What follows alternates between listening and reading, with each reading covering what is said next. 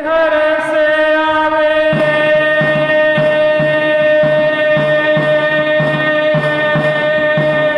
ओ सुनत घर से आवे बीरा की वाणी राम कहानी सुनो रे राम कहानी सुनो रे राम कहानी श्री राम जय राम श्री राम जय राम जय राम श्री राम जय राम जय राम श्री राम जय राम बोलो बीतरागी श्री रामचंद्र की। जब व्यक्ति के जीवन में संसार असार लगने लगता है तो फिर कोई भी बंधन उसे रोक नहीं पाता। बाहर के बंधन भी तभी तक रोक सकते हैं जब व्यक्ति स्वयं रुकना चाहे। विकास भैया, स्वयं के मन में कचास हो तो परिवार वाले कहें कि रुक जाओ तो क्या होता है, रुक जाता है। लेकिन अंदर में जब दृढ़ता आ जाए, दृढ़ प्रतिज्ञ हो जाए कि वास्तव में संसार में ना सुख था, ना है, ना होगा, जीवन का कोई भरोसा नहीं है, इसलिए शीघ्र अतिशीघ्र अपने हित में लग जाना चाहिए। भरत के साथ भी ऐसा ही हुआ। भरत की प्रतिज्ञा थी कि जैसे ही मैं श्री रामचंद्र जी का मुख देखूंगा और तैसे ही जिंदीक्षा अंगीकार करने के लिए निकल जाऊंगा। और उसी अनुसार रामचंद्र जी आए और भरत ने कहा कि मैं अब जाता हूँ। मैं कहाँ जा रहा है? अब मैं अपने कल्याण के मार्ग में लगना चाहता हूँ। रामचंद्र जी ने समझाया कि अभी तुम्हारी भोग भोगने की उम्र है, अभी इतनी जल्दी दीक्षा क्यों लेते हो, बाद में बुढ़ापे में ले लेना। ने कहा जीवन का कोई ठिकाना नहीं है, काल करे सो आज कर, आज करे सो अब, और पल में परिणय होए है बहुरी करेगो। शीघ्र अतिशीघ्र अपना काम करना चाहिए। अपन कहीं जाएं तो अपन काम की जो लिस्ट बनाते ना, उसमें अलग अलग लेवल के काम होते हैं। एक काम होते हैं अति आवश्यक, एक होते हैं आवश्यक, एक होते हैं कम आवश्यक, और एक होते हैं कि जो हो जाए तो ठीक और नहीं हो जाए। तो सबसे पहले कौन से काम करते अपन? अति आवश्यक। तो सबसे अति आवश्यक काम कौन सा है अपना? पढ़ाई करना, नौकरी करना, विवाह करना, बच्चे पैदा करना और उनकी संभाल करते करते मर जाना, ये काम अति आवश्यक है। कि आत्मा को अपना कल्याण करना है, क्योंकि इन पंचेंद्रिय के विषय भोगों में हमें आज तक सुख नहीं मिला। अब हमें ऐसे सुख की प्राप्ति करना है कि जिसके बाद दुख ना आता। बह मार्ग पाया है कि जिसके बाद मार्ग ना, बह सुख पाएंगे कि जिसके बाद दुख ना।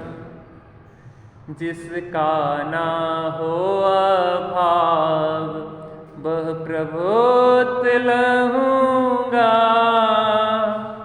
नर भव मिला है मैं अपूर्व कार्य करूँगा। पाया जिन शासन अब भव का अभाव करूँगा, हे मेरा निश्चय है सम्यक निश्चय। भरत को सभी ने बहुत समझाया लेकिन भरत नहीं माने। तो जब भरत दीक्षा लेने के लिए जाने लगे तो उनकी रानियों ने कहा कि अंतिम इच्छा पूरी कर दें आप हमारे साथ।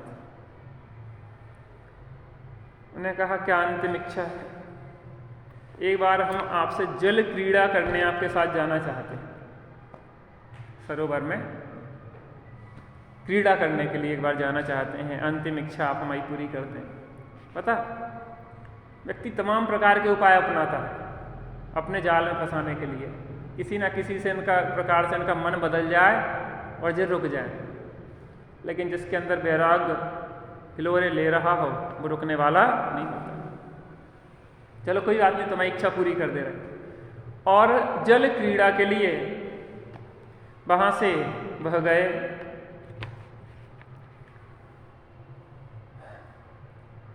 जल क्रीड़ा करने के बाद रानियों के साथ वह स्नान आदि करके जब सरोवर के तट पे आके वस्त्र आदि ने धारण करके जब तैयार हुए, उतने में एक मदोन्मत्त हाथी, क्या नाम था उसका? है? हाथी का नाम नहीं पता? त्रिलोक मंडल, त्रिलोक मंडल हाथी जो रावण का था ना, वो हाथी इनके यहाँ आया और वो पूरे अयोध्या में तहस नहस कर रहा था, लोगों को कुचलता हुआ, भागता दौड़ता हुआ चला आ रहा था। और वहां पे सरोवर के निकट किनारे पे भरत खड़े थे और भरत की ओर दौड़ता हुआ आया। लोग कहने लगे अब क्या होगा, भरत को शायद कुचल दे। लेकिन जैसे ही भरत को देखा तैसे ही वह आके शांत हो गया और हाथ जोड़ के बैठ गया।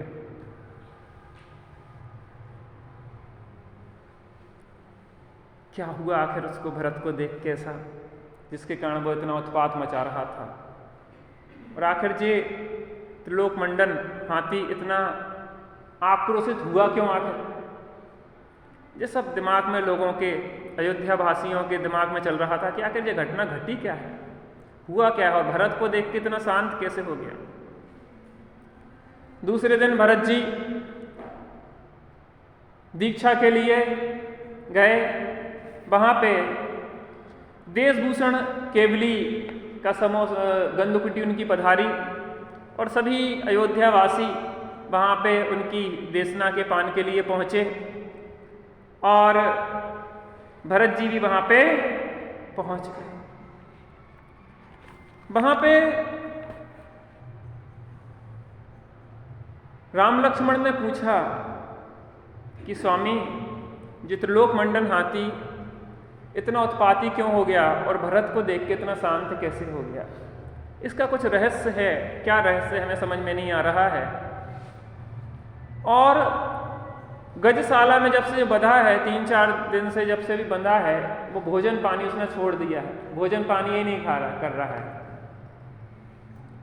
उसको जब से बांधा गया है तब से भोजन पानी का उसने क्या कर दिया, छोड़ दिया है। क्या बात है, क्यों नहीं कर रही? सब गुत्थियां ऐसी सुलझ नहीं रही हैं। तो भगवान की दिव्य ध्वनि में आया कि त्रिलोक मंडन हाथी और भरत का पूर्व भवों के अनेक भवों से संबंध है और जाति स्मरण ज्ञान के कारण, पूर्व के भवों का याद आने के कारण ये अत्यंत वैरागी हो गया है। भरत को पहचान लिया है इसलिए तो शांत हो गया है, और पूर्व भवों का जाति स्मरण होने से वैरागी हो गया। और आक्रोशित इसलिए हुआ था कि बंधनों में बंधने की इसकी आदत नहीं थी। ये त्रिलोक मंडन हाथी है। जब अपन को याद करो, जब रावण वहां पे था, इंद्र के पास शायद लड़ने के लिए जा रहा था और कैलाश पर्वत के निकट था, तब एक मदोन्मत्त हाथी एकदम चिंगाड़े मारता हुआ चिल्ला रहा था और किसी से बस में नहीं आ रहा था। तब रावण गया था और रावण ने उसको बस में किया था। आप लोगों ने सुना हो अगर तो याद आएगा। जो वो है वो महाबलशाली था, रावण का सबसे पसंदीदा था, लेकिन रावण ही चला गया। तब क्या, हमारी पसंदीदा चीजें यहीं रह जाएंगी और हम चले जाएंगे।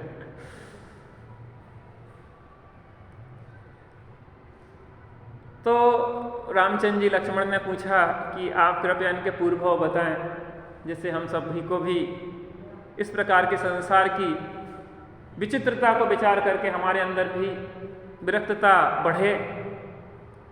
तो केवली की दिव्य ध्वनि में पूर्व भवों का वर्णन देशभूषण केवली की दिव्य ध्वनि में आया। उपदेश में आया। यह घटना है प्रथम तीर्थंकर आदिनाथ भगवान के समय की। कब की घटना है? आदिनाथ भगवान के समय की घटना है। और उस समय दो भाई रहते थे। एक का नाम था सूर्योदय, दूसरे का नाम चंद्रोदय। क्या नाम था? पहले का नाम क्या था? सूर्योदय। दूसरे का नाम क्या था? अपन ने अभी दो नाम और पढ़े थे, पश्चिम और प्रथम और पश्चिम। सूर्योदय और चंद्रोदय नाम के दो भाई थे। कुबुद्धि थे। और आदिनाथ या ऋषभदेव का जो कौन था? पोता था, नाती था, क्या कहलाता? मारीची, पोता। उसने 363 मतों का प्रचार किया। और उस मारीची के साथ ये दोनों होगा, सूर्योदय और चंद्रोदय। और इनने महामिथ्यात्व का सेवन किया उसके मत में आके। कैसे? मारीची के भक्त बन गए और आप डुबंता पाड़े और ले डूबे जजमान। समझ में आई कि नहीं आई? इलाहाबाद में पंडा होते, पंडा। और वहां जाके जो हिंदुओं में ऐसी प्रचलन है कि वहां जाके वो क्या करते, अस्थियां विसर्जन आदि करने के लिए जाते हैं। तो पंडों की चाल में फंस गए और छेद वाली नाव थी, उसमें बैठ गए पंडा और जजमान। जजमान माने उनके ग्राहक। और अस्थि विसर्जन के लिए गंगा में गए तो छिद्र वाली नौका में वे भी डूबे और उन्हें भी ते कुगरू जन्म जल उपल नाव। वे पत्थर की नाव की तरह है कुगरू, जो स्वयं डूबते हैं और बैठने वाले को भी डुबा देते हैं। तो मिथ्यात्व का सेवन उस मारीची ने किया। उतना नुकसान नहीं था, लेकिन उसे 363 मत भी चला दिए। कहने लगा, देखो दादाजी, आप बहुत बेईमान हैं। खुद पहले तीर्थंकर होना चाहते हैं और हमें अंतिम तीर्थंकर बना रहे हो। मूर्ख किसी के बनाने से नहीं बनता। ये तो वस्तु की व्यवस्था है। जिस द्रव्य का जिस क्षेत्र में, जिस काल में, जिस भाव से, जिस विधि से जो परिणमन होना है वो होके रहता है। उसे बदलने में इंद्र, नरेंद्र और जिनेंद्र भी समर्थ नहीं है। लेकिन कुबुद्धि वालों को कौन समझाए? तो कहने तुमने एक जैन मत का प्रचार किया, मैं 363 मत का करता हूं। 362 अधिक। बहुमत का जमाना है, लोकतंत्र है, मैं ज्यादा करता हूं। और इनके चंगुल में ये चंद्रोदय और सूर्योदय आए और वो मारीची तो भटक गई, ये भी अनेक कुयोनियों में भटकते रहे, भटकते रहे, भटकते रहे।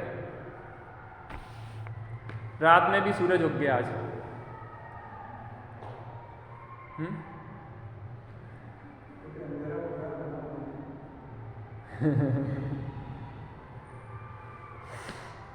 जीवन थोड़ा है और जंजाल बहुत है।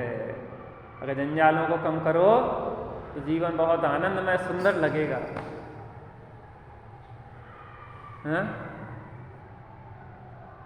झटित निज हित करो, यदि अवसर चूका तो हो पछताए। और अनेक कुयोनियों में भ्रमण करते हुए सूर्योदय राजा कुलंकर बना। क्या नाम था उसका? कुलंकर नाम का राजा बना।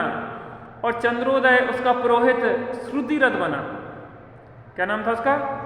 श्रुतिरथ। पहले तो मिथ्यात्व के सेवन से अनेक कुयोनि में भ्रमण किया, लेकिन बीच बीच में कुछ पुण्य का उदय भी आता रहता ना, तो उस कारण से जो राजा उसका पुरोहित बना। उसके बाद इन लोगों ने मरण किया। मरण करके सूर्योदय रमण नाम का ब्राह्मण बना। क्या नाम था उसका? सूर्योदय का। और इसका भाई जो चंद्रोदय था वह विनोद नाम का ब्राह्मण बना। क्या नाम था? विनोद। फिर इन लोगों का मरण हुआ और खोटे परिणामों से मर के सूर्योदय और चंद्रोदय दोनों मृग बने। मृग जानते? हिरण बने। और सूर्योदय तो अच्छे भावों से समाधि मरण करके कहाँ गया? स्वर्ग गया, देव बना। और चंद्रोदय ने खोटे भावों से मर के दुर्गतियों में भटका। अब यहां से दिशा थोड़ी सी बदली, है ना। देखो, ये जो भाव बताए जा रहे हैं, ये ऐसा नहीं कि बिल्कुल अगल बगल में हुई है कि इसके बाद बीच में भी बहुत भटकते रहते हैं, लेकिन फिर जो मिल जाते हैं तो उन भावों की चर्चा की जाती है। बीच में 100-200 भाव भी बीच में रख ली हो यहाँ वहाँ के, तो उनकी नहीं, वो तो मुख्य बिंदु बता दिए जाते ना कि इसके बाद ये ऐसे मिले फिर ऐसे हुई, वे बीच के गायब कर दिए जाते। जैसे लिंक मिलाने के लिए व्यवस्थाएं होती हैं। वो कुयोनियों में भ्रमण करता रहा। फिर अब सूर्योदय के भाव देखते हैं। सूर्योदय स्वर्ग से आके क्रमशः भूषण नाम का वेश्य हुआ। स्वर्ग से आके भूषण वेश्य हुआ और जो भटकता हुआ वहां से आया, तो उसका पिता धनद हुआ। कौन? चंद्रोदय। धनद हुआ पिता चंद्रोदय का जीव, और पुत्र हुआ भूषण सूर्योदय का जीव। अब सूर्योदय के अनेक भाव हुए और सूर्योदय फिर वहां से स्वर्ग गया। स्वर्ग से आके राजा जगत द्युति बना। जगत को प्रकाश देने वाला, जिसको कहते हैं जगत द्युति, उद्योत करने वाला जगत द्युति, महान प्रतापी राजा बना। और वहां से वह मरण करके भोग भूमि में गया। भोग भूमि से आके दूसरे स्वर्ग में गया। अपन ने चर्चा की थी, भोग भूमियों के जीव कहाँ जाते हैं? स्वर्ग में नहीं जाते हैं, सब देवगति में जाते हैं। देखो, स्वर्ग और देवगति में अंतर है। स्वर्गवासी कहते हैं उन्हें, वैमानिक देवों को कहते हैं मुख्यतः से स्वर्ग। भवनत्र को देवगति के तो हैं जे, देवगति में भवनवासी, व्यंतर, ज्योतिषी और वैमानिक, ये भवनत्र कहलाते हैं। और जो वैमानिक होते हैं उन्हें स्वर्ग कहते हैं मुख्यतः से, मुझे जहां तक जानकारी है, और विशेष तो देख लेना। तो ये दूसरे स्वर्ग, अपन ने एक चर्चा और की थी, जो भोग भूमियां होते हैं, जो मिथ्या दृष्टि होते हैं, वो कहाँ तक जाते हैं? भवनत्रक में। और कदाचित सम्यक दृष्टि जो होते हैं तो दूसरे स्वर्ग से तक जाते हैं, उससे ऊपर नहीं जाते। भोग भूमि गया, भोग भूमि से दूसरे स्वर्ग गया, फिर वहां से महाविदेह में अचल चक्रवर्ती का पुत्र अभिराम बना। कहां से आया था? स्वर्ग से, दूसरे स्वर्ग से आया और महाविदेह गया। महाविदेह में अचल चक्रवर्ती का पुत्र अभिराम बना, अभिराम कुमार। इसकी भी कथा आती है। और वहां से फिर छठवें स्वर्ग गया, और छठवें स्वर्ग से आके चरम शरीरी भरत बना। कौन का जीव? सूर्योदय का जीव क्रमशः आते आते आते भरत बन गया।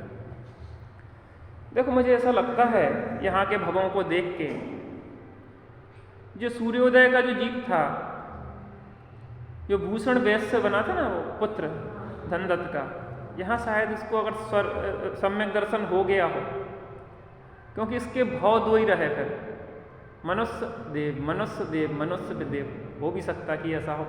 दूसरी बात, अगर दूसरे स्वर्ग में गया तो भोग भूमियां सम्यक दृष्टि जो होते हैं वो दूसरे स्वर्ग तक जाते हैं, और मिथ्या दृष्टि भवनत्रक में होते हैं। अगर मिथ्या दृष्टि होता तो भवनत्रक में जाते। इससे भी लगता है कि सम्यक दृष्टि वहां प्राप्त, उसने सम्यक दर्शन प्राप्त कर लिया होगा। तो क्रम से जीव उत्तरोत्तर साधना बढ़ाता हुआ आगे बढ़ता चला जाता है। एक जन के सूर्योदय के तो भाव हो गए। अब चंद्रोदय कहाँ पहुंचा? चंद्रोदय जो पिता धनद बना था, और धनद ने मरण करके मृदुमती नाम का एक सप्त व्यसनी चोर बना। क्या नाम था? आपने नाम सुना? कुछ परिचित सा लग रहा, मृदुमती कुछ अभी तक नाम नहीं सुना आपने? याद आ जाएगा, मैं सुनाता हूँ। नाम तो सुना है आपने, लेकिन आपको याद नहीं आ रहा। मृदुमती सप्तव्यसनी चोर बना। और मृदुमती ने एक बार वहां के राजा जो थे शशांक नगर के राजा नंदीवर्धन, उनके यहाँ चोरी के लिए गया। कौन? मृदुमती चोर किसके यहाँ चोरी के लिए गया? शशांक नगर के राजा नंदीवर्धन के यहाँ चोरी के लिए गया। नंदीवर्धन बहुत धर्मात्मा जीव था, अत्यंत वैरागी था, और जब वह चोरी के लिए गया तो रात्रि में अपनी रानी के साथ वो तत्व चर्चा कर रहा था। संसार शरीर भोगों की असारता की बात कर रहा था कि संसार में कहीं भी सार नहीं है। विकास भैया, है कहीं सार? लग तो रहा थोड़ा थोड़ा। संसार लगने लगे अब असार, निज गायक की धुन लाओ। नहीं लग रहा है तो लगना चाहिए। अपन उनकी तो गा रहे हैं, वो तीर्थंकर चले गया, वो पालकी में ले गया और जेल हो गया, वो हो गया। हमें कब असार लगेगा? और नहीं लग रहा है तो लगना चाहिए। संसार लगने लगे अब असार, निज गायक की धुन लगाओ। एक ही धुन लगाने लायक है।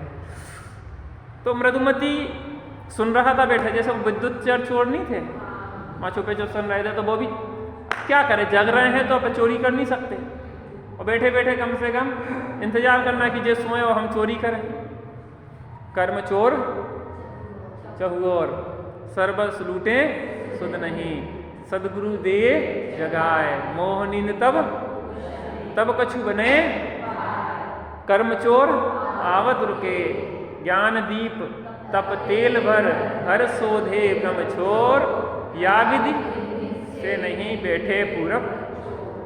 अगर अपन जाग जाते हैं, मालिक जाग जाता है, तो चोर रुक जाते हैं, वहीं के वहीं रह जाते हैं, नए आते नहीं हैं। तो राजा रानी तक तो चर्चा कर रहे थे कि हमने बहुत भोगों को भोगा लेकिन आज तक तृप्ति नहीं। अब तो ऐसा भाव होता है कि शीघ्र अतिशीघ्र जिंदगी इच्छा ली जाए और कल्याण के मार्ग में लगा जाए। यह संसार का जगत का वैभव अब तो हमें बिस्तुल लगने लगा है।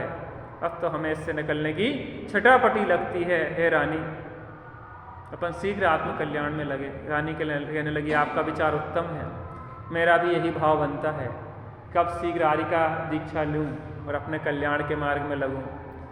संसार में इन भोगों से तो मुझे तृप्ति। ऐसी वैराग्य की चर्चा, राजा का नाम क्या था? नंदीवर्धन, और उनकी रानी की सुनी तो इसको वैराग्य होगी। किसको? मृदुमती को। मृदुमती ने कहा, हम चोरी करने के लिए आए, हम सोच रहे भोगों में सुख है, हमारे पास नहीं है। लेकिन ये राजा सोचो, भोगों के बीच में भी कैसा दुखी है। इसका मतलब संसार में सुख, जो संसार विशेष सुख होता, तीर्थंकर क्यों त्यागे और काहे को सिर्फ साधन करते संयम सुन। राजा वैरागी हुआ हो ना हुआ हो, लेकिन चोर वैरागी हो गया। परिणामों की यही तो विचित्रता है भैया। इसी को तो प्राग भाव कहते हैं, इसी को तो प्रध्वंसा भाव कहते हैं। और उसने जिंदगी इच्छा ले ली। बोलो मृदुमती मुनिराज की घोरानुघोर तप करने लगा, घोर तपों को करने लगा। एक बार क्या हुआ, दुर्गगिरी पर्वत पर गुणनिधि नाम के मुनिराज पधारे। कौन से मुनिराज? ठंड ज्यादा है क्या? अच्छा, कहाँ पे पधारे? दुर्ग गिरी पर। कौन से मुनिराज? गुणनिधि नाम के मुनिराज पधारे।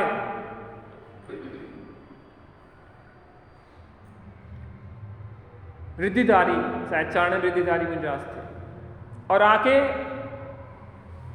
अपने साधना में लीन हो गए। 4 मास के लिए उपवास धारण करके वर्षा काल आदि में जो भी रहा, 4 मास तक उपवास को धारण किए हुए पर्वत पे आराधना में लगे रहे, 4 मास तक भोजन ही। और उनके 4 मास पूरे हुए और वो आकाश मार्ग से चले गए। उसी दिन मृदुमती नाम के जो मुनिराज थे वह नगर में पधारे, और मृदुमती मुनिराज को लोग भ्रम से वह मुनिराज समझ गए, गुणनिधि मुनिराज समझ गए। मृदुमती मुनिराज, गुणनिधि मुनिराज तो चले गए 4 मास का उपवास करके, लेकिन मृदुमती मुनिराज आए तो मुनिराज तो सब लगभग एक से दिखते, कृशकाय है, क्षीणदेह है, धूल मिट्टी चढ़ी है, शरीर का कोई ध्यान नहीं, तो एक से ही दिखते हैं, मुनिराजों में भेद तो ऐसा दिखता नहीं ज़्यादा। तो वो क्या समझे जो गुणनिधि जो मुनिराज है 4 मास के उपवासी, वो यहाँ आ गए हैं। तो सब लोगों ने बहुत जय हो स्वामी, आपने 4 मास का उपवास रखा है, धन्य हमारा भाग्य, पालना के लिए आप पधारे हैं। और खूब अच्छी तरह से लोगों ने उन्हें आहार दान आदि दिया, बड़ी प्रशंसा की, धन्य है आप तो जगत के कल्याण करने वाले हैं, ऐसा है वैसा। त्यागी जी बहुत अच्छी बात कह रहे थे, भैया भोपाल से आए थे, उनसे चर्चा हो रही थी जाते समय। तो ने कहा देखो आज धर्म के क्षेत्र में भी बहुत लोग पाखंडी हो गए, और जीव भोलेपन में किसी से भी जुड़ जाता है और वो उसका शोषण करते रहते हैं। अपने यहाँ सरलता तो बताई है लेकिन भोलापन नहीं बताया। महिलाएं अधिकतर भावुक होती हैं, इसलिए ठगाई जाती हैं। मैं आपको बहुत बड़ी बात बता रहा हूँ, बहुत बड़ी बात है, भावुकता का काम नहीं है। जहाँ विवेक, सरलता में से माइनस विवेक हो जाता है, वहाँ भावुकता खड़ी हो जाती है। सम्यक दृष्टि सरल होता है लेकिन भावुक नहीं होता है। सम्यक दृष्टि भावना प्रधानी तो होता है लेकिन भावुक नहीं होता है। भावनाओं में से विवेक निकल जाता है तो वो भावुकता का नाम ले लेता है। आज जितने पाखंडियों ने शोषण किया है स्त्रियों का, चाहे वे आसाराम रहे हो, चाहे राम रहीम रहे हो, चाहे कौन, ये अंध भक्तों के कारण हुआ। हम उन्हें शोषण करने के लिए एक तरह से कहें कि उनकी गलतियों को ढांकते रहते हैं। नहीं अच्छे हैं। अच्छे क्या हैं? अच्छे तो व्यक्ति ज्ञान वैराग्य से होता है, शील संयम से होता है। जिसके अंदर ज्ञान वैराग्य नहीं है, शील संयम नहीं है, वो अच्छा क्या है? वो भ्रष्ट है। 2-4 अच्छी बातें करना सीख गए, इससे थोड़ी ना होता है। परिणामों की बहुत विचित्रताएं हैं। अरे हम तो कह रहे हैं कि सम्यक दृष्टि ज्ञानी महामुनिराज हो, भावलिंग की संत भी हो, तो परिणाम बिगड़ने में कितनी देर लगती है। इसलिए तो शील की मर्यादाएं बताई हैं। पता, मैं महिलाओं में उपदेश नहीं देता, अकेली महिलाओं में, चाहे कितनी महिलाएं, कम से कम एक पुरुष होना चाहिए। और आज ये दोष लग गया क्योंकि मैंने मोबाइल लेने भेज दिया भैया को और मैंने कथा यहाँ शुरू कर दी थी, इसलिए मुझे प्रायश्चित लेना पड़ेगा आज कि कम से कम एक पुरुष तो होना ही चाहिए। उसके पहले मैं अपनी कथा शुरू या कोई भी प्रवचन शुरू नहीं करता। मेरा एक नियम है, शील की 9 बाड़े हैं, इनकी दृढ़ता से पालन करना चाहिए। आप जितने दृढ़ता से अपने नियम संयम को पालन करेंगे, वह नियम संयम आपको उतना ऊंचा उठाते जाएंगे। और चीज़ों में समझौता हो सकता है लेकिन अपनी संयम साधना में समझौता नहीं होता है। मर्यादाओं का पूरा ध्यान रखना चाहिए, तो मर्यादाएं भी आपका ध्यान रखेंगी, वो आपको भटकने नहीं देंगे। मर्यादाएं हैं हमारे। अकेली स्त्रियां हों तो वहाँ पे नहीं रहना चाहिए, अकेले में बात नहीं करना चाहिए। जरूरी है, परिणामों की गति न्यारी है, विचित्र है।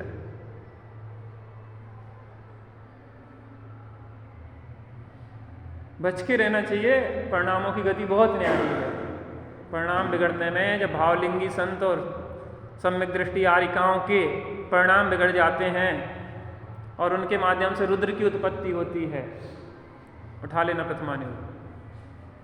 तो हम लोग तो किंकर हैं, और हम लोग को तो बहुत बहुत ध्यान रखना चाहिए इन मर्यादाओं का।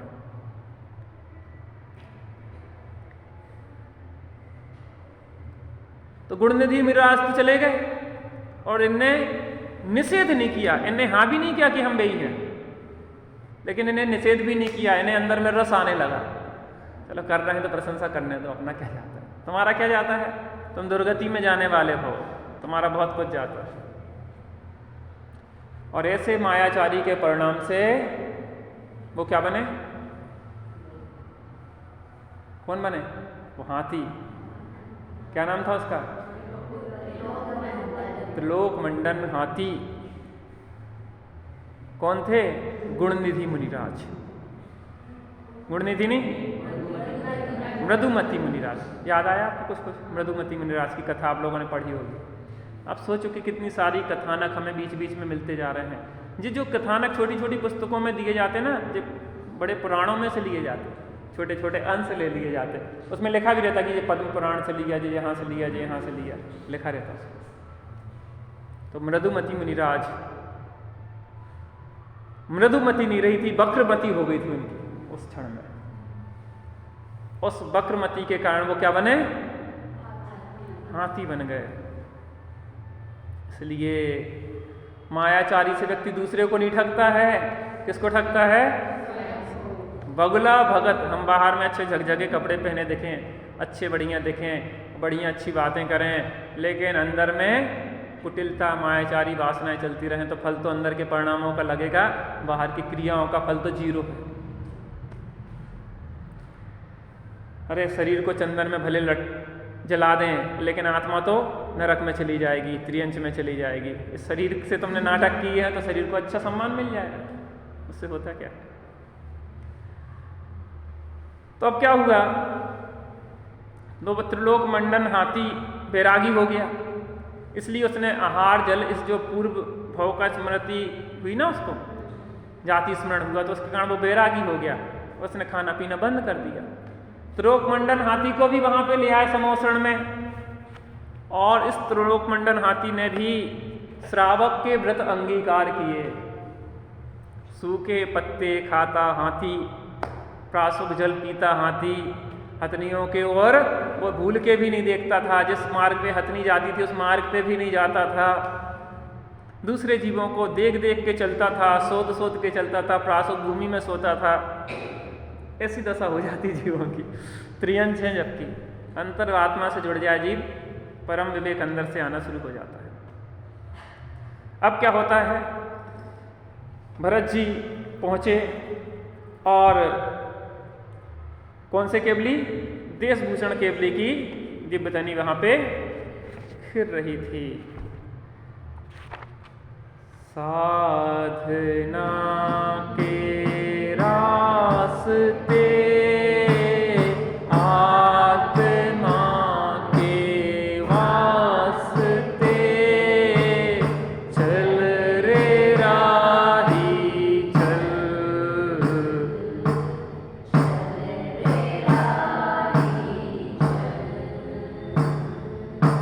मुक्ति की मंजिल मिले, शांति के सर सेज खिले, चल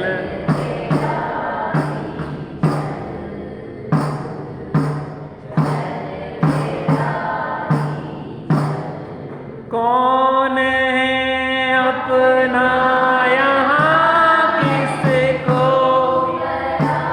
या हम कहें कौन,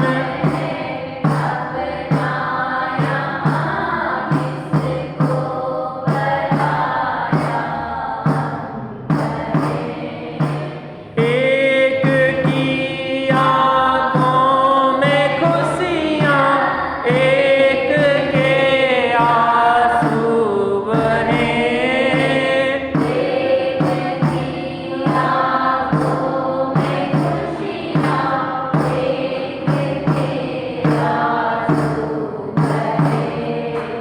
आत्म मंदिर में चले, ज्योति से ज्योति जले,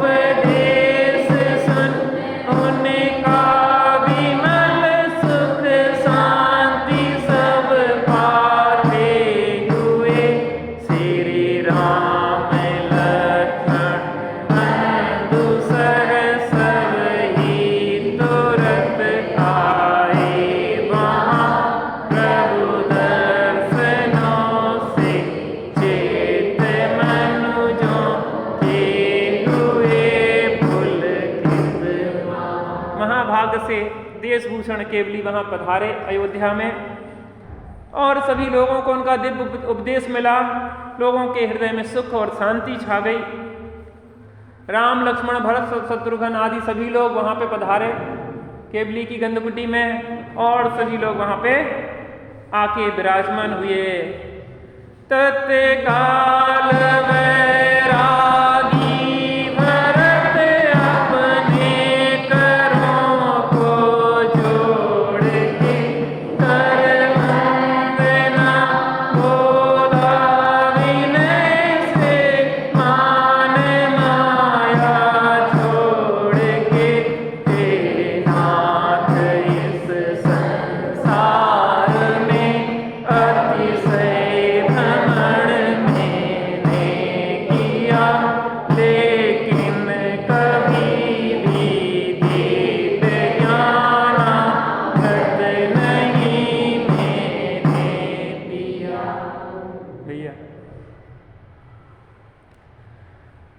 भरत बैरागी थे और सोने पे सुहागा हो गया, और तत्काल भगवान के हाथ जोड़े, प्रभु अनादिकाल से संसार में भटकते भटकते अनंत काल बीत गया है, लेकिन आज तक मैंने संसार में दुख ही दुख पाए है, आज तक सुख नहीं पाया है।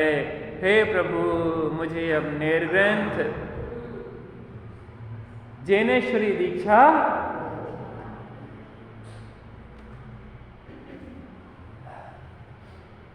फंसाया है आप।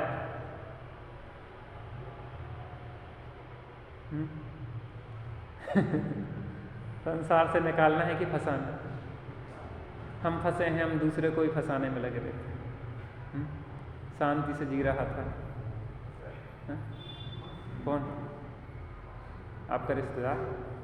कौन था? साला था क्या? तो साले की बच्चियां थी, दो थी क्या? दो की एक साथ बिठाया है, गजब हो गया। एक को भी फंसाते तो बात अलग, डबल काम करे आए आप तो। राम कहानी सुना देते तो कुछ बेचारे पे बदल जाता उनका। पैरा खा जाता।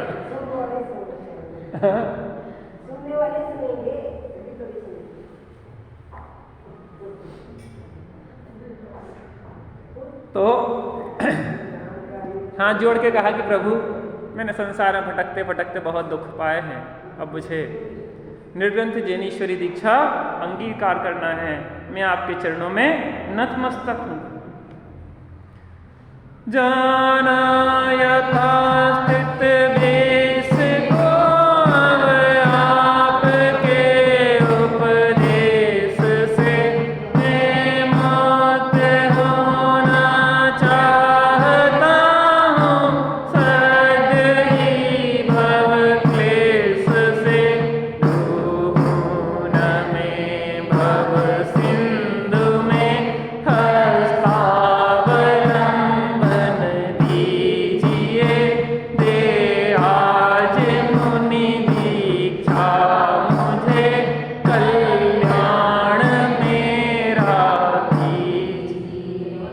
मैंने संसार के स्वरूप को जान लिया है।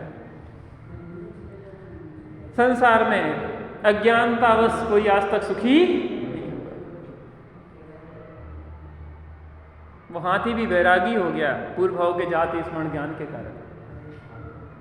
क्या पाया मैंने? पाके नर्तन क्या खोया, क्या पाया, आत्मचिंतन का ये समय आया।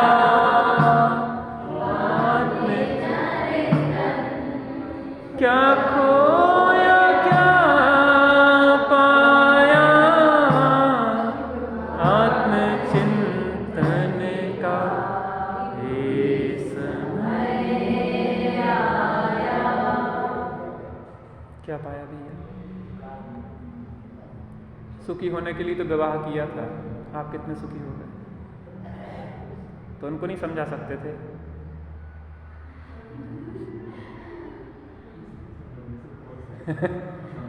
सुनो, अपन अपना प्रयत्न करें।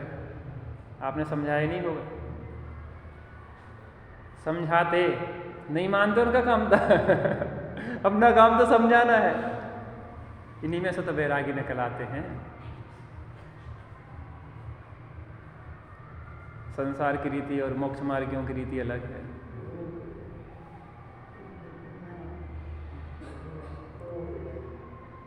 उन्होंने कहा कि हे प्रभु, मुझे हस्तावलंबन दीजिए।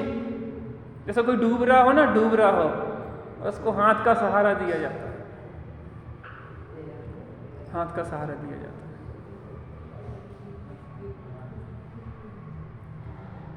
हमें भी प्रभु हस्तावलंबन दे रहे हैं, हाथ का अवलंबन दे रहे कि निकलो। वो आपने देखा है संसार वृक्ष, संसार वृक्ष में एक व्यक्ति का जहाज डूब गया, एक लकड़ी के तख्ते के सहारे किनारे लगा, किसी अनजान द्वीप में पहुंच गया, और अनजान द्वीप में जाता हुआ धीरे धीरे जा रहा था, तो पीछे से एक हाथी चिंघाड़ता हुआ उसके पीछे लग गया।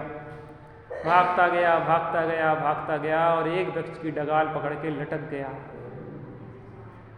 नीचे कुआं था, कुआं में 5 अजगर थे, 4 गति के और 1 निगोद का। ऊपर काले सफेद चूहे डाल को काट रहे थे, मधुमक्खियों का छत्ता, और उस छत्ते में से एक मधु की बूंद टपक रही थी। पहले तो उसने घबरा गया, जब नीचे मौत दिखी तो भगवान का नाम लिया, प्रभु बचाओ। तो देव वहां से गुजर रहे थे, तो वो आ गए, अब हम। उतने में क्या हुआ कि ऊपर से एक मधुमक्खी का छत्ता था, तो एक मधु की बूंद ऊपर से गिरी।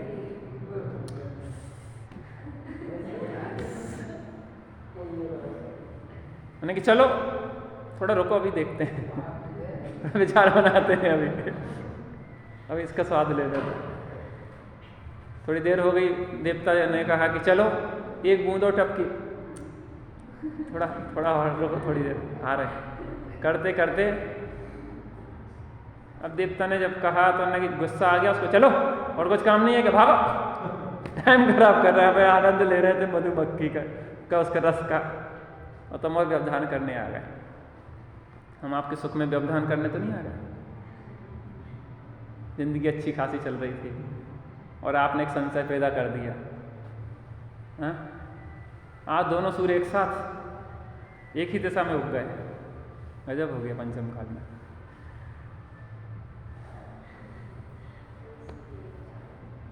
क्या कह रहे हैं? व्यवधान तो नहीं लग रहा तुम्हें? कुछ अच्छी चल रही थी जिंदगी, कोई दिक्कत नहीं थी, एक ही पक्ष चल रहा था संसार का। अब ये और टेंशन हो गई कि अब मोक्ष भी जाना है।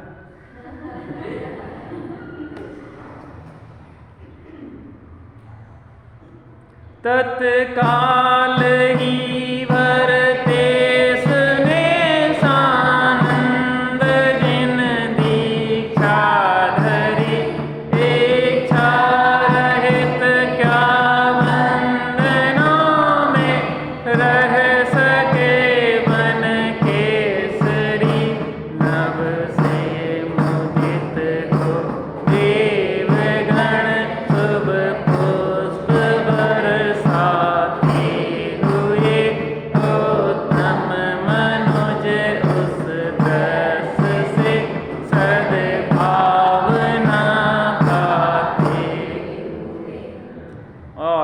वैरागी भरत ने सानंद आनंद सहित दीक्षा ली।